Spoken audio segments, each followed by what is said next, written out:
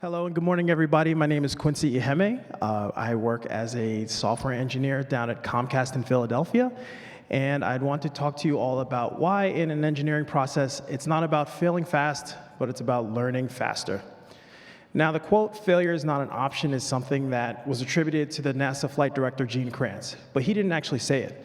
It was actually the flight coordinator, Jerry Bostick, who said that whenever things got chaotic, they calmly laid out the process and realized failure is not an option. Now, the Apollo 13 mission was a failure. Okay? Failure happens all the time, and we need to start recognizing it. If not for the preparation of the NASA team, lives could have been lost on this mission.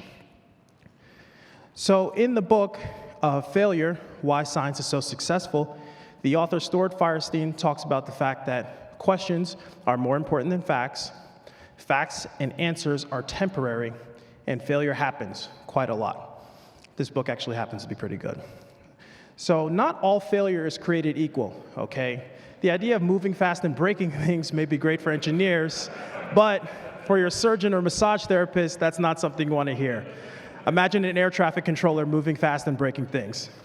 So the idea of any failure is that we want to increase our learning and limit the blast radius. Obviously, from any failure, we want to learn, and we want to reduce the amount of risk for every failure. So we're going to talk about 4 potential experiences during a failure. There's an ugly experience, a wasteful experience, a potentially redeemable experience, and a beautiful experience, and we'll give examples of all of them. Now, an example of a wasteful experience is something like rebooting your machine, right? You lose data, so you can't really learn about what happened, and you wiped away any type of evidence, so you can't really learn from it at all. Now, an example of an ugly experience is the Quebec Bridge Collapse.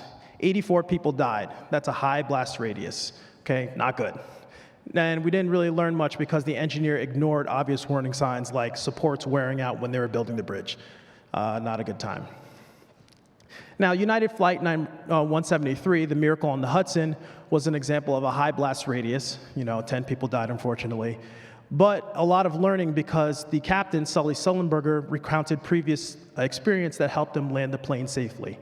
And Pixar is a beautiful experience. It's a low blast radius because they go over their films hundreds of times at a low cost, and high learning because the film is critiqued hundreds of thousands of times before it's actually released. Now, how can we query our failure? Premortems are a great way.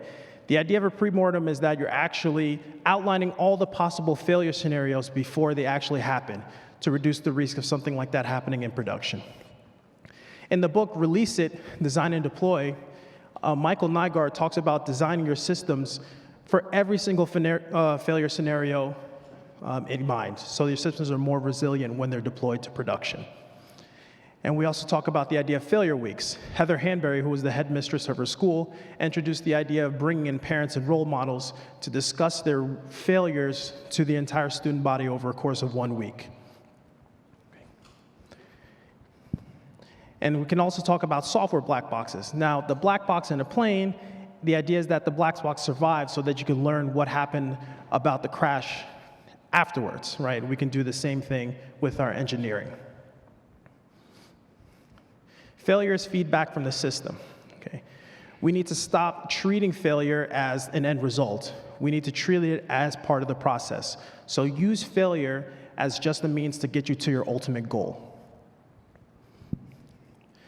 If we expect failure and set a system to learn from it, we make it so that the only possible outcome through any project or any experiment is success, okay? Don't think that failure is the end goal. Think of it as just another step in the process, okay? And feature your failures, okay? Everybody has failed at one step in their life, okay? Everybody wants to know about potential failures so that they can learn and adopt them into their own process. So feature them. And to that point, tell your story, okay? Everybody has a story, okay? From the time you're able to crawl to the time you're able to retire, there's something about your life or your process that people want to hear. Okay, and the end result is that after all the adaptation, all the learning, all the failure, we get to the eventual result, which is success. Thank you all for having me. Have a nice day.